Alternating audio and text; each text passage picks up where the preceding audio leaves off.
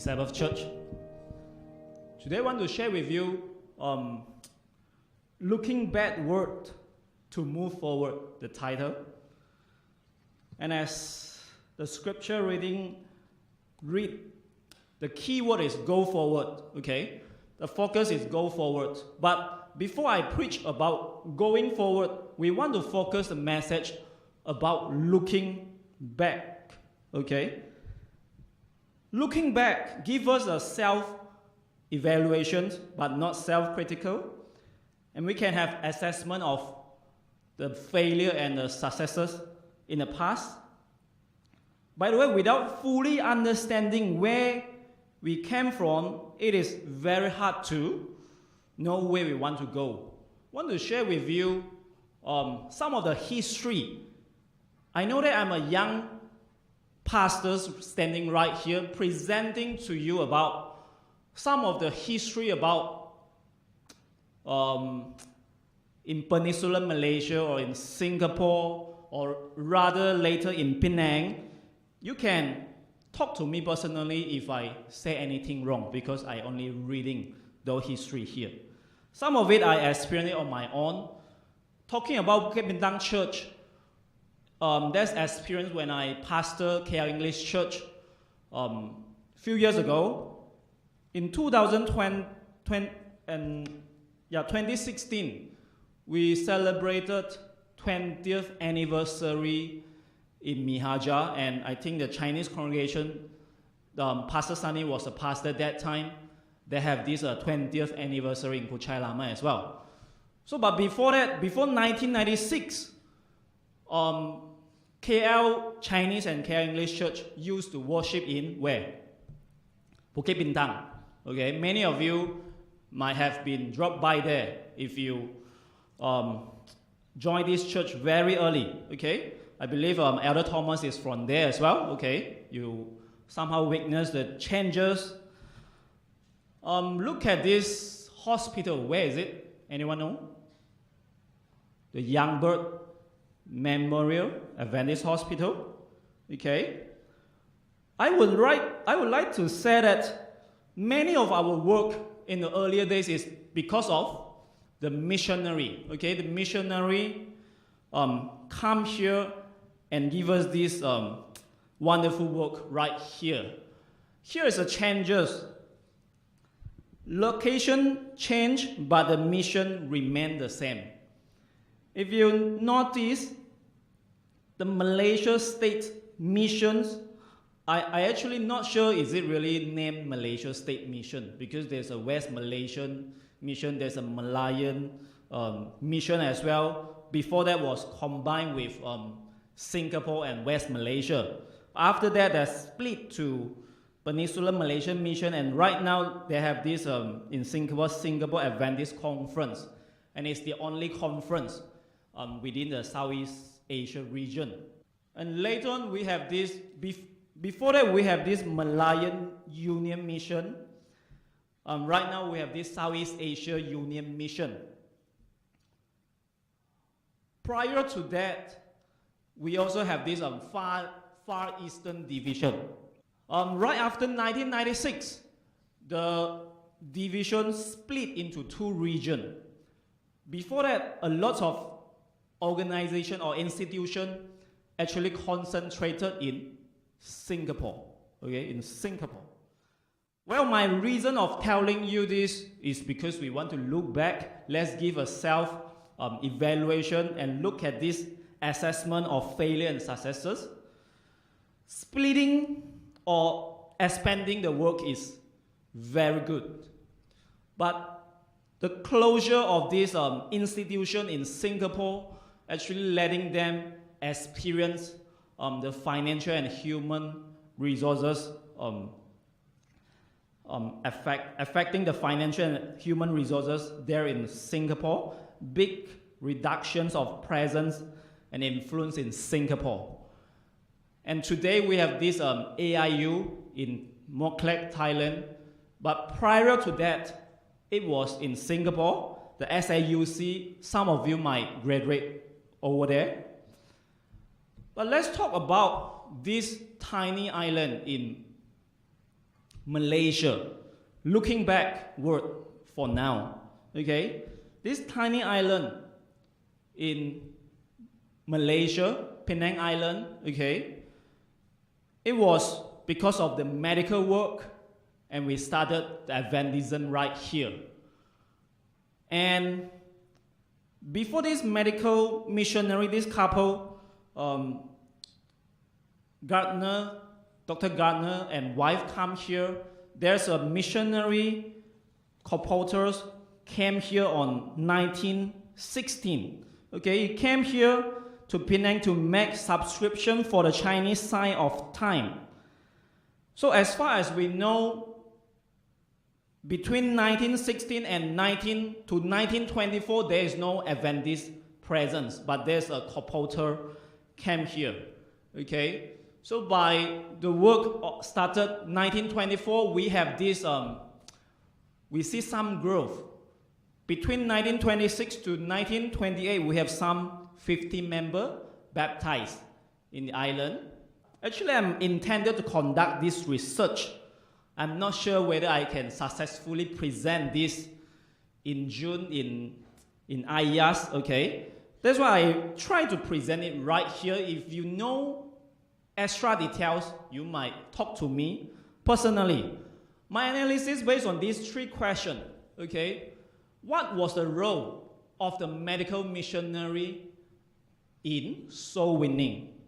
In here, right here in Penang. Some of you may recall your good experience with the medical missionary back then. And I believe you have done a lot of work, a good time with the missionary. Many of you have experience conducting these health lectures.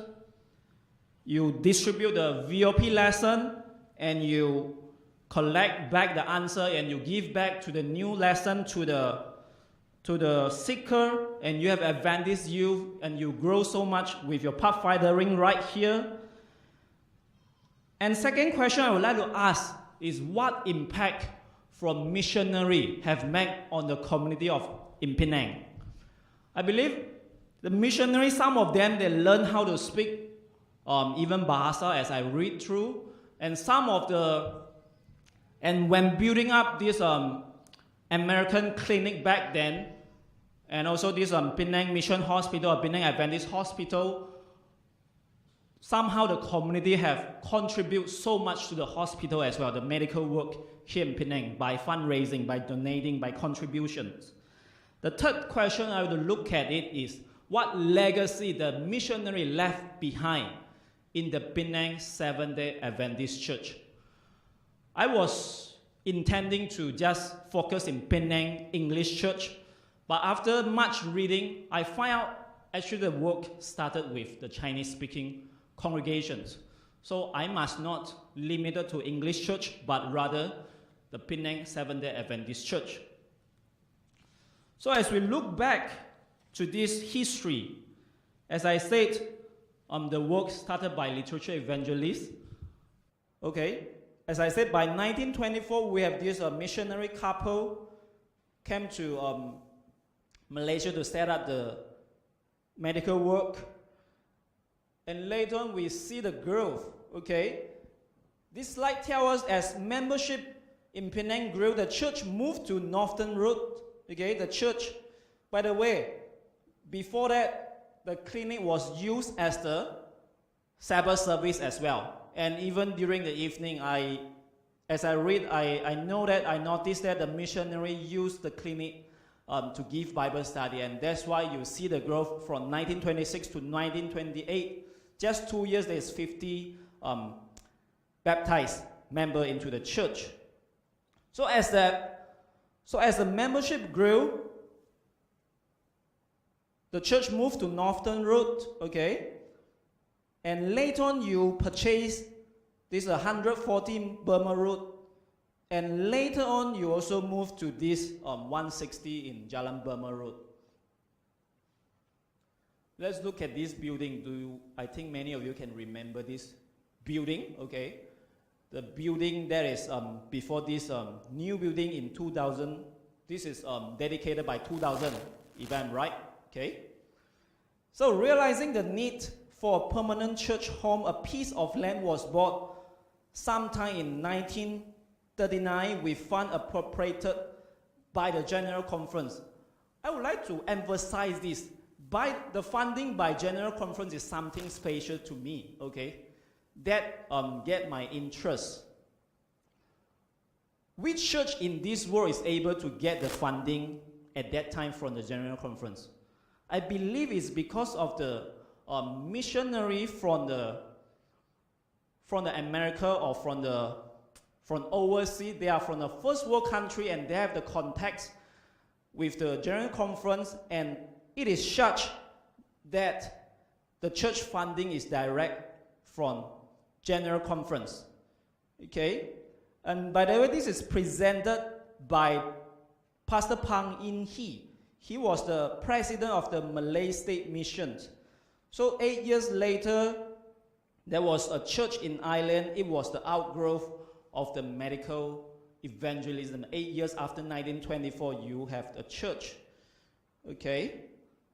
Plans were laid for the erection of the church building, and unfortunately, the Second World War struck Penang. Okay, then the project had to postpone.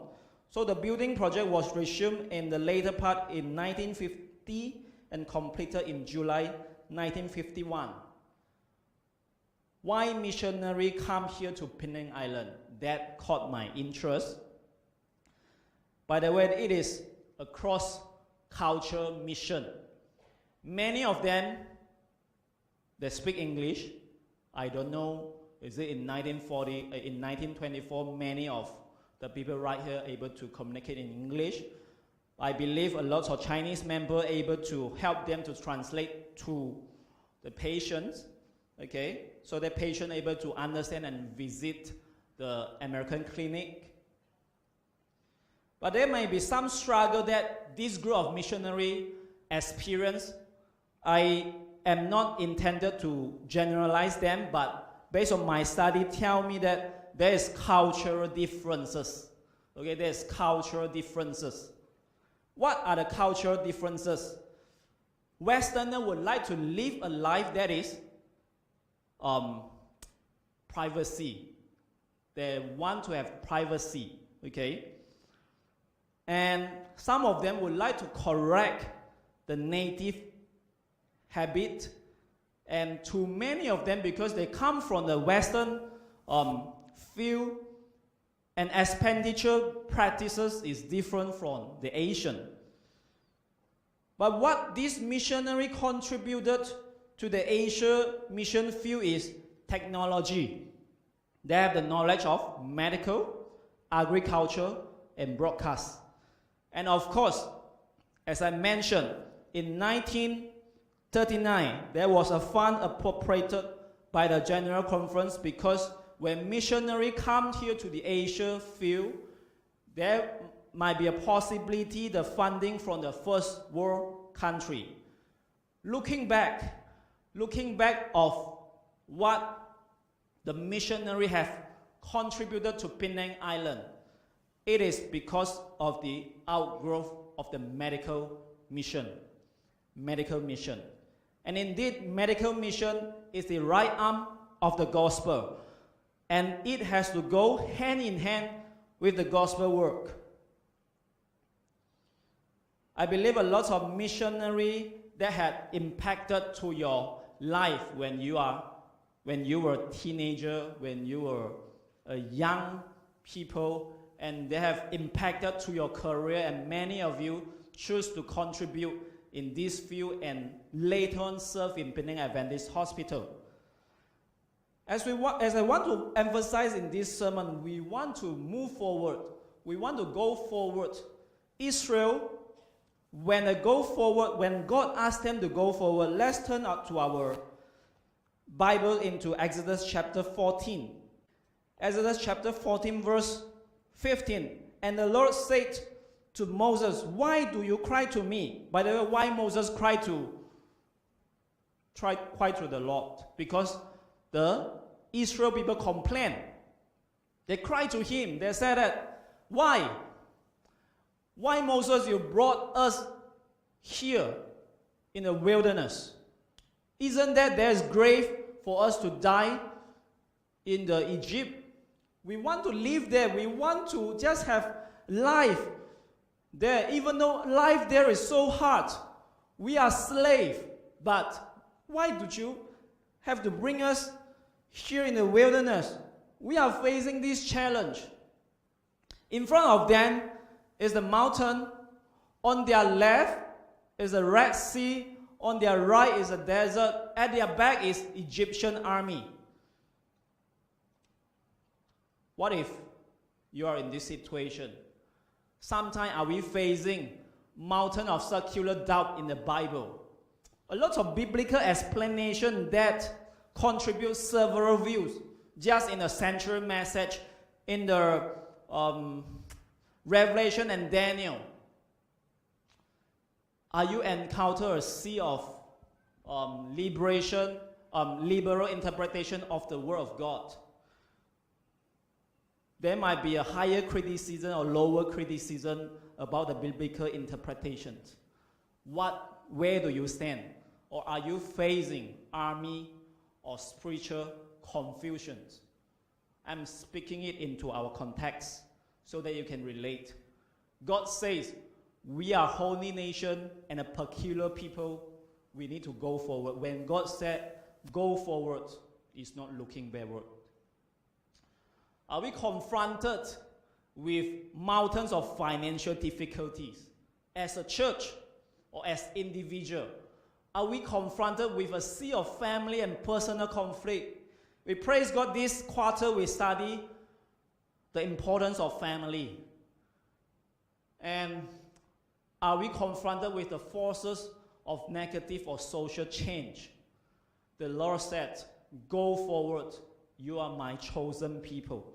The Lord at the same time tell this group of Israelites, you need to listen to what Moses is telling you. Go forward, not looking at the other side of your problems, but go forward. And as we're looking forward, and as I presenting this message in the part of going forward, we look at the World Church had this idea, had this strategy plan for the entire World Church to follow, reach the world. 3 components. The first component is reach up to God. The second component is reach in with God. Here in reach in with God, if we are just an inwardly focused church, there's an issue right here. When congregants focus inwardly, they become self-serving and begin to ask what the church is doing for them. And when these inwardly focused members do not get their way in worship style, pastoral attention, musical church, and carpet color, they pitch holy temple tantrum. A divided church is inevitably an inwardly focused church. The tradition of this church is a sharing facility. I know that there might be some time argument is there. It is not limited to Penang Adventist Church, but look at our neighbor. And as I mingle around with some of the pastors in Penang, they tell me this is their struggle as well. Parking is an issue. Sharing the facilities is rather an issue for them as well. That's why many of them today, they really move forward into to solving their issue inside the church. Reach out with God is also the focus. But rather, as I evaluate in our past, we are focusing, running our church in the terms that is evangelism effort rather than evangelism cycle. If we do it as an evangelist cycle, we are not just hitting an event, but we always think how to follow up. Take this example as I study how missionary contributed to the mission field. I have this material, evangelism cycle back in 1981. It was started with the groundwork by Pastor Kelvin Smith from the lay activity director, and he initiated the house-to-house visitation. So by 1980s, we see this group of people go house to house to distribute voice of prophecy. By the way, many of us don't know what is voice of prophecy today. That doesn't matter. And they have this regular meeting at where? Rifle Ranch. Rifle Ranch. I believe this work is started by the Chinese-speaking congregation, okay? Because the 14 nights evangelistic meeting was conducted by Pastor Isaac Fu. Hundreds adult and 150 children attended their meetings. 75 people responded to their appeal. 32 of them joined the baptismal class. 33 decided to continue attend the meetings. And there's a post-evangelism event, which is they are having this evangelism camp in the Penang Hill. And many of them also decided to baptize in 1981 July. Okay, as I move forward to my sermon this time, I want you to focus this evangelism funnel. As I presented, reach up and reach in and reach out with God. If we just focus in one area, in terms of running a church, we'll be, let's say you just focus into having prayer meeting, Bible study. By the way, the Bible study is not reaching out type of Bible study. It's just for your own Bible study. You become a scholar, okay? You eventually become a scholar because you have a lot of head knowledge. If a church is just focusing in reach in, fellowship after one another, fellowship. Or if your care group don't have a seeker, it's also inwardly focused. And you become narcissistic. The narcissistic term is short sendiri. You are happy what you are doing.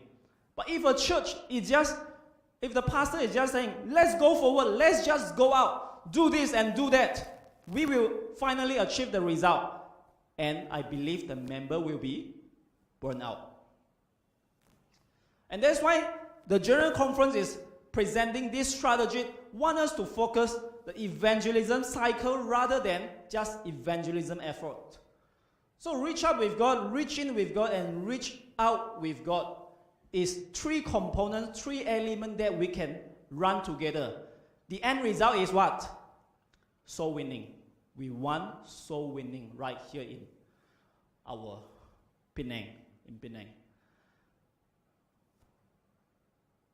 I'd like to read to you the Acts of Apostles, talk about evangelism. Every true disciple is born into the kingdom of God as a what? Missionary. I believe this field, this island, has been blessed by the medical mission work.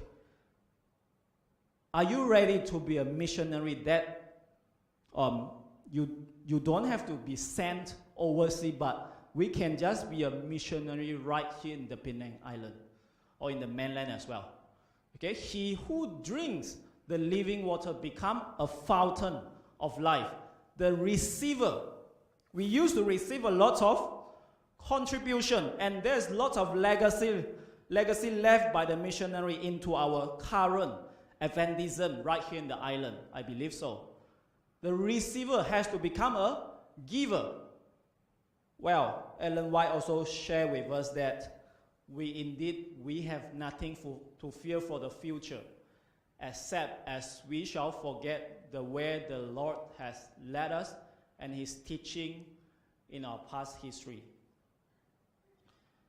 Philippians chapter 3:13, Paul said that forgetting those things which are behind, forget those things which are in the past. There might be past bad experience in your life that is not so good with whatever this missionary has done into your life. But I believe they are doing all things for good in this mission field. And Paul said that reach forward to those things which are ahead of us. Reach forward to those things which are ahead of us. I want to share with you this illustration. A chief in India from the mountains was excited to visit the beach, the sea, in his first time. He is the chief in the mountain, never see what is wave, what is sea in his first time.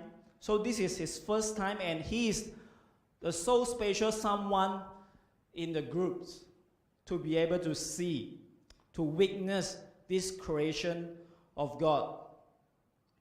So he go to the seaside, he witnessed the wave going here, moving there, and come back as well. So he captured a bottle of seawater, and he want to bring it back to the mountain, to his village, because he's a chief, he's the eldest. He want to show to his people what he has just witnessed in his life. So he described, did you know what I witnessed? The wave moving here, there, and come back also. And I capture this bottle of seawater. I want you to witness what is sea. But the people asked him, what's wrong with it? I don't see any moving of the wave. What is wave? What have you just described? People can't really understand. The chief answered them, perhaps that wave die. Is our spiritual life dying? Is our enthusiasm active in the mission, aggressiveness dying? Do we meet any obstacle or challenges, struggle in front of us when we want to do mission, when we want to contribute to the church? But I do pray that may our enthusiastic will never die as we move along under this leading of God's guidance. Just like God has instructed Moses, cross the Red Sea, go forward, never backward. May you be blessed with this message.